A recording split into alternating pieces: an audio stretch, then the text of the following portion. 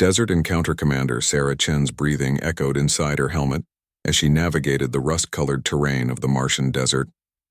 The emergency beacon had been pulsing for 3 hours now, its signal growing weaker with each passing minute. Protocol dictated she should have reported it immediately to Mars Station Echo, but something made her investigate alone.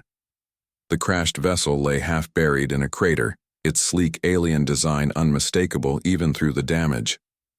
Zephyrian. Sarah's hand instinctively moved to her sidearm. The war between humans and Zephyrians had raged for 15 years, turning Mars into a battlefield of broken treaties and shattered dreams. She approached cautiously, her boots crunching on the oxidized sand. The ship's hull bore scorch marks from atmospheric entry, and one wing had completely sheared off. No movement, no signs of life. Sarah activated her thermal scanner and swept the area. There, a heat signature, faint but present near the cockpit. The Zephyrian lay motionless beside his crashed fighter, his elongated form covered in the distinctive bio-armor of his species. Blue-green blood pooled beneath him, already crystallizing, in the thin Martian atmosphere. Sarah knew she should call it in, mark the coordinates for a salvage team. One less enemy to worry about. But she hesitated. The soldier's chest rose and fell in labored breaths. His helmet had cracked, exposing features that were almost human despite the slight elongation of the skull and the silvery tint to his skin. Sarah found herself kneeling beside him, her training warring with an unexpected surge of compassion. He stirred, eyes opening to reveal irises that shifted from violet to gold. Fear flickered across his face before resignation took hold. When he spoke, his voice carried the musical quality characteristic of his species, though filtered through obvious pain. "End it quickly, human." Sarah's hand moved from her weapon to her medical kit. "I'm not here to kill you." Confusion replaced resignation in his eyes. She worked efficiently, her field medic training taking over. But when she tried to assess his injuries through the bio-armor, she found it unresponsive. The suit's power cells had failed.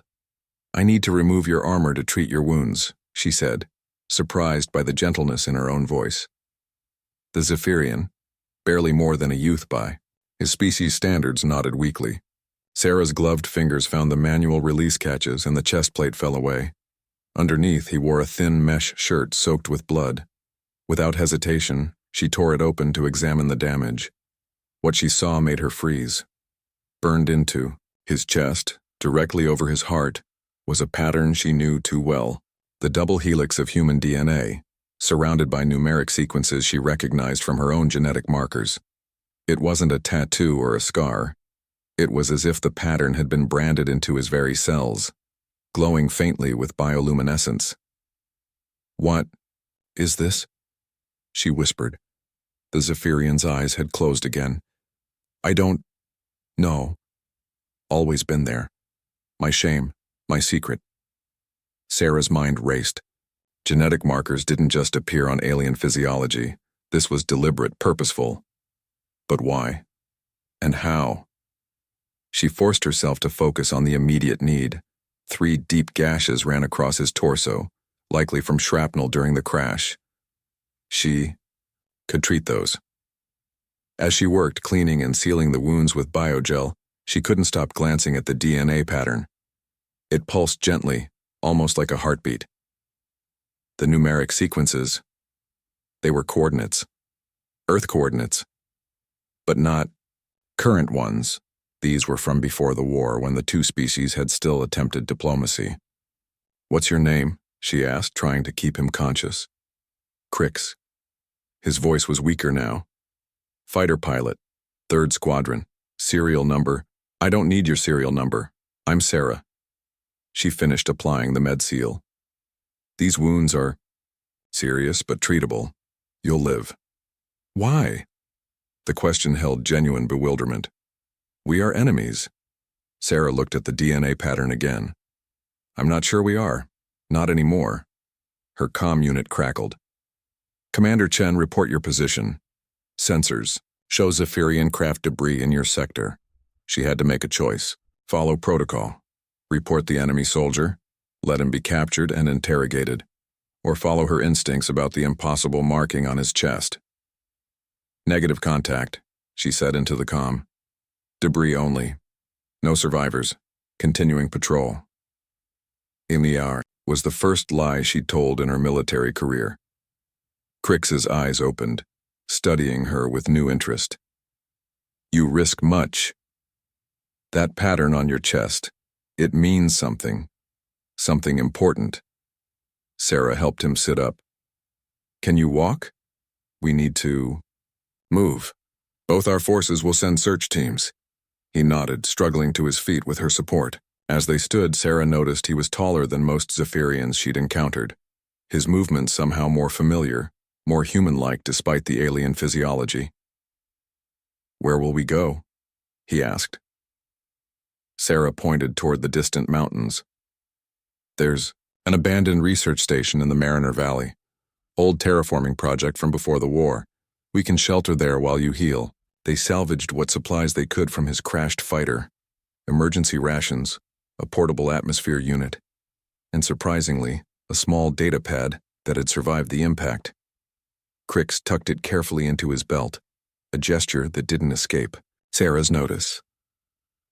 The Martian sun was setting as they began their journey, casting long shadows across the ancient impact craters. Sarah supported Crix's weight, his arm draped over her shoulders. Despite their species' anatomical differences, they found a rhythm, moving in sync across the treacherous terrain. "Why do you trust me?" Crix asked as they paused to rest in the shelter of a rock formation. Sarah considered the question. "I'm not sure I do, but that mark on your chest, in my experience, secrets that carefully hidden usually mean someone powerful doesn't want them found. And in this war, the enemy of my enemy might still be your enemy," Crix finished. Zephyrian proverb. "We have a similar saying, but right now you're injured and alone, and I've already committed treason by not reporting you." She smiled, grimly. "Might as well see where this path leads." They traveled through the night using the stars for navigation. Sarah had disabled her tracking beacon, another violation of protocol. Crix moved with determination despite his injuries, and she found herself impressed by his endurance. When they finally stopped to rest, she shared her water and rations without hesitation. "You're different from other humans I've encountered," Crix observed, accepting the offered food. "How many humans have you encountered who weren't trying to kill you?" "None." He paused. "Until now." Sarah laughed, surprising them both. "Well, the night's still young." As dawn broke over Mars, painting the sky in shades of pink and gold, they saw the distant outline of the abandoned station. It would take another day's travel to reach it, but it represented hope, shelter, medical supplies, and perhaps answers. "Sarah?" Crix's voice was thoughtful. "The pattern on my chest. I've seen similar markings in ancient texts. Pre-war diplomatic documents, they called it the unity symbol. Unity between our species?" He nodded. "From a time when some believed humans and Zephyrians shared a common ancestor. Before the fear. Before the killing." Sarah felt a chill that had nothing to do with the Martian morning. If Crix was right, if the marking represented some kind of genetic link between their species, it would change everything. No wonder someone wanted it hidden. They resumed their journey as the sun climbed higher, two unlikely allies bound by a mystery that could either end the war or escalate it beyond imagination. Behind them, in the distance, Sarah could see the dust plumes of search vehicles. Time was running out, but as she glanced at Crix, seeing the determination in his alien features and the trust growing in his color-shifting eyes, she knew she'd made the right choice. Some secrets were worth protecting. Some truths were worth finding. And sometimes, the greatest act of loyalty to one's species was the courage to question everything they'd been taught about their enemies. The abandoned station waited in the valley below, holding promises of shelter and perhaps revelations that would shatter both their worlds. Sarah tightened her grip on Crix's arm, and they descended toward an uncertain future, leaving only footprints in the Martian sand that the wind would soon erase. The war between humans and Zephyrians had produced countless casualties over 15 years, but it had never produced anything like this. Two soldiers from opposite sides, united by an impossible genetic mystery, walking together into the unknown. As the first patrol ships appeared on the horizon, Sarah knew their real journey was just beginning. Hidden truths. The abandoned research station emerged from the Martian valley like a relic from a forgotten age. Its biodome had long since cracked, leaving only the skeletal framework standing against the harsh environment. Sarah and Crix approached. Cautiously, their breathing labored from the descent. Terraforming Station Delta 9, Sarah read from the faded signage. Joint Human-Zephyrian Initiative, established 2157. Before the war, Crix noted, his voice tinged with something like sadness. When our species still dreamed of sharing the stars, they found an emergency airlock still functional, its backup power cells miraculously intact. Once inside, Sarah helped Crix to a medical bay that had escaped the worst of the deterioration. While he rested, she explored the facility, searching for supplies and answers. The main laboratory told a story of hasty evacuation. Equipment lay, scattered, data terminals frozen mid-calculation. Sarah powered up the central computer, surprised when it responded. The archives were mostly corrupted, but fragments remained. Project Synthesis, she read aloud, scrolling through damaged files. Principal investigators Dr. Elena Chen and researcher Erickson. She froze. Chen, her grandmother's maiden name. What have you found? Crix had managed to stand, moving carefully, to join her at the terminal. Something impossible. Sarah's fingers flew over the keyboard, recovering what data she could. Look at this. Genetic compatibility studies. They were trying to prove humans and Zephyrians shared a common evolutionary ancestor. Images flickered on the screen, DNA sequences, cellular structures, comparison charts showing remarkable similarities between the two species. Then something else appeared. A photograph of the research team. Sarah's breath caught. There, standing, beside a tall Zephyrian scientist, was a woman who looked exactly like Sarah herself. Your ancestor? Crix guessed. My grandmother. She told me she'd been a botanist on Mars before the war. She never mentioned. Sarah trailed off as more images loaded. Test subjects. Volunteers from both species. And there, in the final batch of photos, a young Zephyrian with distinctive markings. Crix, look at this. The Zephyrian in the photo bore the same facial structure, the same unusual height. But most striking was the image caption.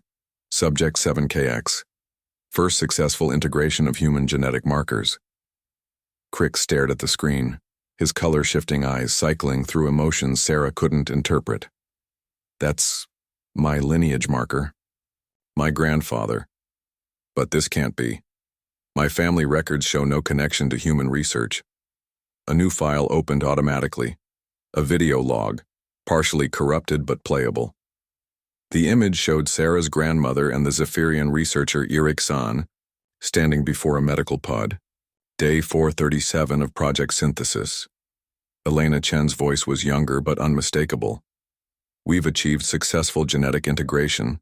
The marker sequence has bonded with subject 7KX's natural DNA. This proves our theory. Humans and Zephyrians are not separate species but divergent branches of the same evolutionary tree. Erickson spoke next, his melodious voice filled with hope. The implications are staggering. If our peoples understood this connection, it could end the territorial disputes, unite us in common purpose. The unity symbol will serve as proof, passed down through generations. The video distorted, jumping ahead. Now Elena looked worried, speaking hurriedly. The military councils from both sides have discovered our work. They see it as a threat to the established order. We're evacuating them. Test subjects hiding the data. If anyone finds this, know that we tried. The truth is in the blood in the unity symbol. Our species are one. The war that's coming, it's built on a lie. The recording ended abruptly. Sarah and Crix stood in silence, processing the implications. The war that had consumed both their species for 15 years was founded on a fundamental deception. They weren't natural enemies, they were distant cousins. The marking on my chest, Crick said slowly. It's not just a brand. It's proof. Genetic proof that can't be erased. And someone knew. Someone on both sides wanted this buried. Sarah's mind raced. That's why you were never told. That's why my grandmother never spoke of her real work. A proximity alarm shattered their reflection. Sarah checked the station's external sensors. Ships incoming, 3 human military transports and 2 Zephyrian fighters. They tracked us, Crick said. Both sides. Sarah downloaded what data she could onto a portable drive. We can't stay here, there's an old rover bay on the lower level. If we're lucky. The station shuddered as the first shots landed. Warning lights bathed the lab in red. Sarah grabbed the medical supplies while Crick secured the data terminals. They moved through the station's corridors, their temporary alliance, solidified by shared purpose. The rover bay held 3 vehicles, only one operational. As Sarah worked to activate it, Crick manned the bay's defensive turret. Despite his injuries, his aim was precise, forcing the approaching forces to take cover. They're not trying to destroy the station, he observed. They want us alive. Or, they want what we found. Sarah got the rover running. Get in! They burst from the station as human and Zephyrian forces converged. What followed was a chase across the Martian landscape, their modified rover weaving between ancient impact craters and weathered mesas.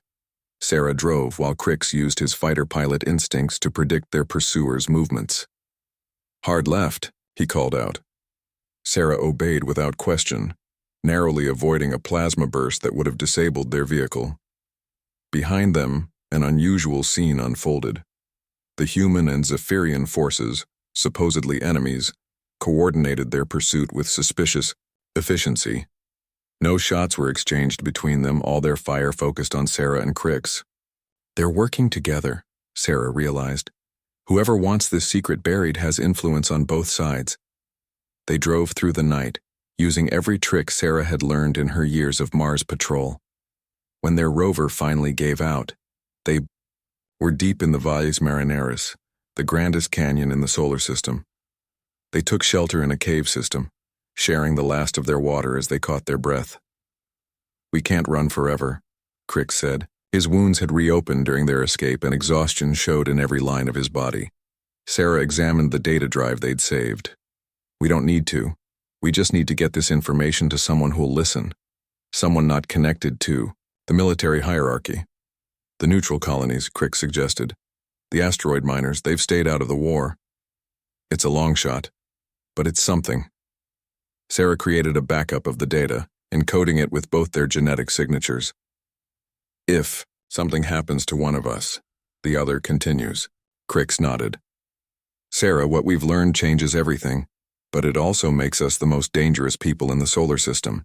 There are those who profit from this war, who've built their power on hatred between our species. I know. She met his eyes. My whole life I've been taught that Zephyrians were the enemy, that you were different, alien, a threat to human survival. But working with you, seeing that recording, how many others have died believing a lie? Their conversation was interrupted by sounds outside the cave.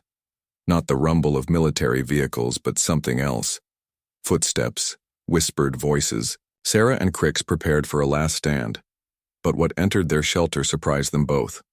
A mixed group, humans and Zephyrians together, wearing no military insignia. Their leader, a weathered human woman with cybernetic eyes, raised her, hands in peace. Commander Chen, Pilot Crick. We've been monitoring your situation. My name is Reeves. We represent the Synthesis Underground, descendants of the original research team. Sarah kept her weapon trained on them. How do we know we can trust you? Reeves smiled.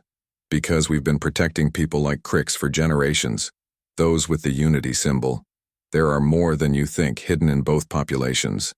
Living proof that our species share a common heritage. A young Zephyrian stepped forward, pulling aside his tunic. There on his chest glowed a pattern similar to Crick's, the intertwined DNA helixes, the coordinate markers.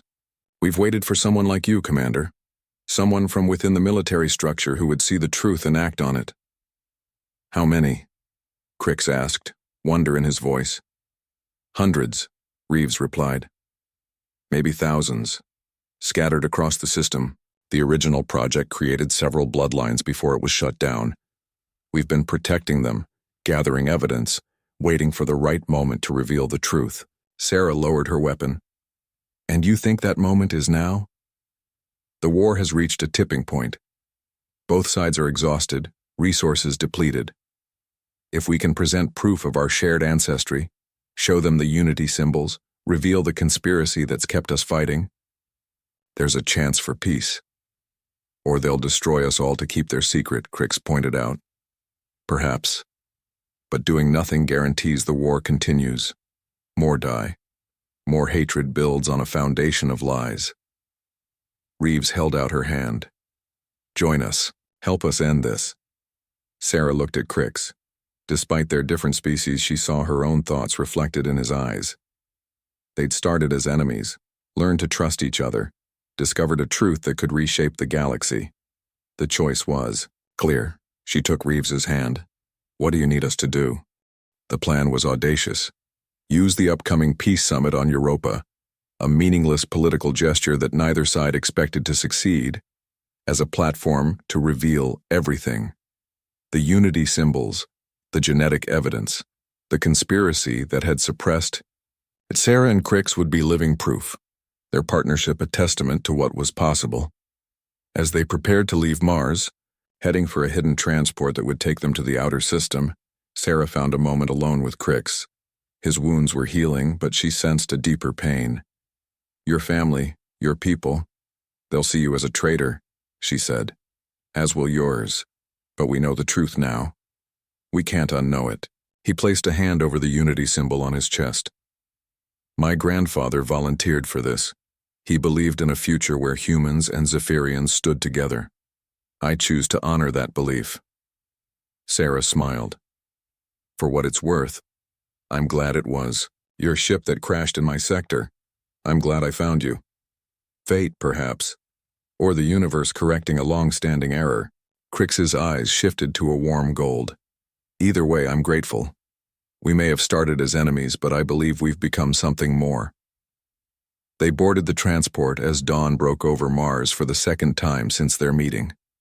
The war still raged across the solar system, but in the hearts of two soldiers who'd chosen truth over loyalty to lies, peace had already begun. The journey to Europa would be dangerous, their mission seemingly impossible. But they carried with them the most powerful weapon in any conflict: hope for a better future.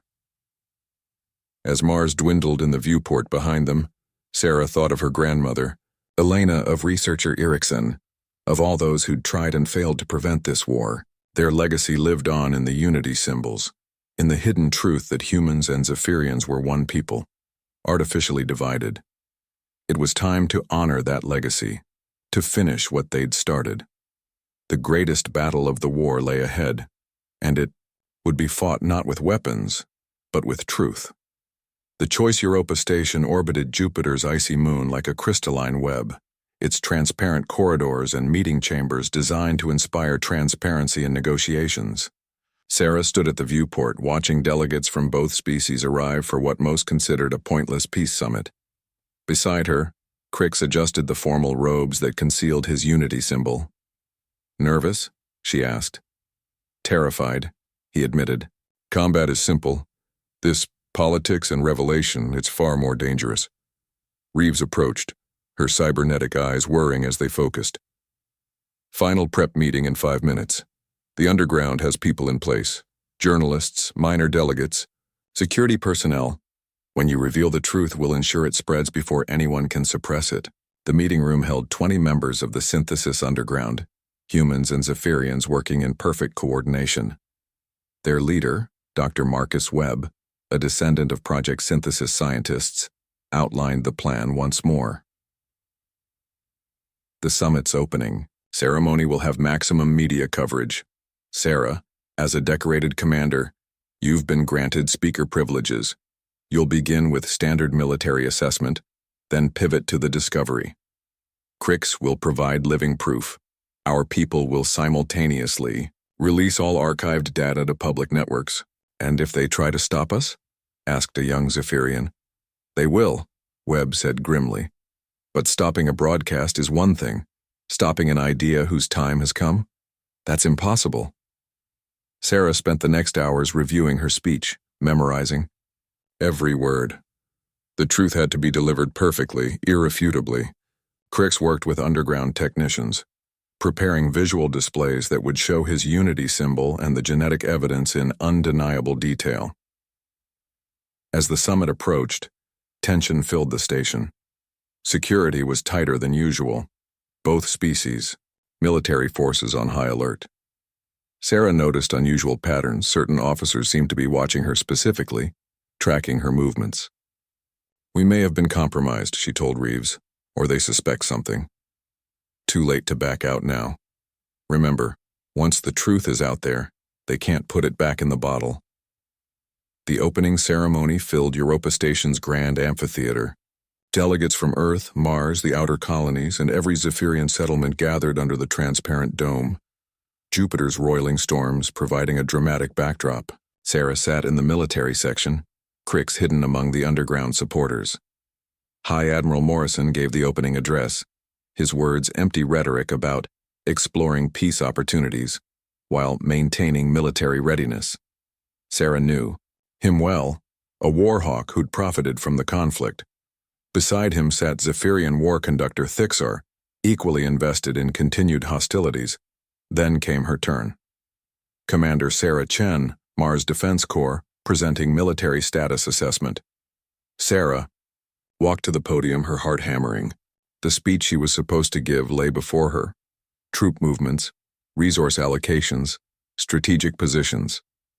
She looked out at the assembled delegates, at the cameras broadcasting across the solar system, at the future balanced on a knife's edge. Distinguished delegates, she began, then paused. I came here to discuss military positions. Instead, I bring you truth. Murmurs rippled through the crowd. Admiral Morrison half rose from his seat, his face darkening. Sarah pressed on. 3 days ago, while on patrol, I discovered something that changes everything we know about this war. I found proof that humans and Zephyrians are not separate species, but evolutionary cousins with a shared heritage. The murmurs exploded into shouts. Security began moving toward the podium, but underground operatives subtly blocked their advance. Sarah raised her voice. I present Crix of the 3rd Squadron, Zephyrian Fighter Corps, and I present evidence of our species' true connection. Crix emerged from the crowd, moving with dignity despite the chaos erupting around him. He reached the podium and, without hesitation, removed his robes. The unity symbol on his chest flared to life under the stage lights, its bioluminescent pattern unmistakable. This is the unity symbol, Crix announced, his melodious voice carrying over the tumult. Genetic proof that our species share common ancestry. My grandfather volunteered for the original experiments. This marking cannot be faked, cannot be removed. It exists at the cellular level. Sarah activated the holographic display. DNA sequences, historical documents, video logs from Project Synthesis. Everything they'd discovered flooded the screens. Dr. Webb and the underground members uploaded the same data to public networks, ensuring its spread. The war is built on a lie, Sarah declared. For 15 years we've killed our distant cousins, believing them alien. But we are one people, artificially divided by those who profit from our conflict. Admiral Morrison finally reached the podium, his face purple with rage. This is treason. Security arrest. Look at the evidence, Sarah challenged. Look at the genetic data. Look at the unity symbol. How many more must die for a lie? Chaos reigned. Some delegates demanded answers. Others called for arrests. Security forces hesitated, confused by conflicting orders. In the crowd, Sarah saw something that gave her hope. Young officers from both species lowering their weapons, looking at each other with new understanding. War conductor Thixar's voice cut through the noise. If this is true, if we share common ancestry, then the territorial accords, the basis for this entire conflict, are meaningless, Webb finished, stepping forward. Borders drawn between cousins, resources fought over by family, 15 years of unnecessary bloodshed. Then the lights went out, emergency power kicked in, bathing the amphitheater in red. Armored figures stormed in, not regular military, but shadow operatives from both species. Morrison smiled coldly. "Did you think we weren't prepared for this? The war is too valuable to end over genetic curiosities. Take them." The battle that followed was unlike any Sarah had experienced. Humans and Zephyrians fought side by side, underground members and confused soldiers uniting against the shadow operatives. Crix moved like liquid mercury, protecting Sarah as she fought to reach the communication terminals. "We need to keep broadcasting," she shouted. But the shadow forces were too many, too prepared. Sarah found herself cornered, weapon empty, watching Crix fall under stun batons. Morrison approached, weapon drawn. "You could have been a hero, Chen. Instead, you chose to be a footnote." The shot never came. A young human lieutenant tackled Morrison, while a Zephyrian ensign helped Sarah to her feet. Across the amphitheater, similar scenes played out, regular military turning against their shadowy counterparts, the truth having taken root. "The unity symbol," someone shouted. "There are more. Look." Throughout the crowd, humans and Zephyrians were revealing their own markings. Dozens of them, hidden for years, now displayed proudly. The underground's true strength wasn't in their organization. It was in the living proof they'd protected. Morrison and Thixar retreated with their loyalists, but the damage was done. The summit dissolved into spontaneous celebrations and heated discussions. Species barriers broke down as soldiers compared genetic markers, as scientists rushed to verify the data, as politicians scrambled to understand a new reality. Hours later, Sarah found Crix in the medical bay recovering from the stun weapons. His eyes lit up when he saw her. "We did it," he said. "The truth is out." "The beginning is out," Sarah corrected. "There'll be resistance. Die-hard factions on both sides. Those who've built their power on hatred won't give up easily. But we've planted the seed. And look." Crix gestured to the viewport. Outside, ships from both fleets mingled. Small gestures, shared supplies, joint patrols. The first steps toward unity. Reeves joined them, a rare smile on her weathered face. "Latest reports. The unity symbols are appearing everywhere. Families coming forward, revealing their heritage. Scientists confirming the genetic links. Politicians calling for immediate ceasefire." "And Morrison? Thixar?" Sarah asked. "Fled to the outer systems with their war faction. They'll cause trouble, but they're now the extremists, not the mainstream. The truth has momentum." Over the following days, Europa Station transformed from a diplomatic formality to the birthplace of a new era. Joint committees formed to investigate the suppressed history. Military units integrated, former enemies becoming partners. Sarah and Crix found themselves at the center of it all, living symbols of what was possible. One evening, as Jupiter dominated the sky, they stood together in the observation deck. The unity symbol on Crix's chest pulsed gently, a reminder of how far they'd come. "Your grandmother would be proud," Crix said, "as would your grandfather. They dreamed of this day." "Think it will last? The peace?" Sarah considered. "There'll be challenges. Generations of mistrust don't disappear overnight. But now we know the truth. We're not two species struggling for resources. We're one people finding our way home." A young officer approached, the lieutenant who'd tackled Morrison. "Commander, Chen, Pilot Crix, the Joint Council is requesting your presence. They want you to lead the integration task force." Sarah looked at Crix, seeing her own answer in his eyes. They'd started as enemies, become allies, discovered truth, and forged something deeper. Now they had the chance to help build the future their ancestors had envisioned. "Tell them we accept," Sarah said. As they walked toward their new destiny, Sarah thought about the journey that brought them here. A crashed ship in the Martian desert. A wound that revealed an impossible truth. Two soldiers who chose understanding over ignorance, cooperation over conflict. The war between humans and Zephyrians was ending not with conquest, but with revelation. And at its heart stood the unity symbol. Proof that what divided them was never as strong as what connected them. In the end, humanity's greatest strength wasn't its weapons or strategy, but its capacity to recognize truth and choose unity over division. The stars awaited, no longer a battlefield, but a shared frontier. Humans and Zephyrians together at last, ready to face the universe not as enemies or even allies, but as family. The greatest chapter of their combined history was about to begin. Sarah squeezed Crix's hand as they entered the council chambers. Whatever challenges lay ahead, they would face them together. The unity symbol had shown them the way. Now it was time to build the future it promised.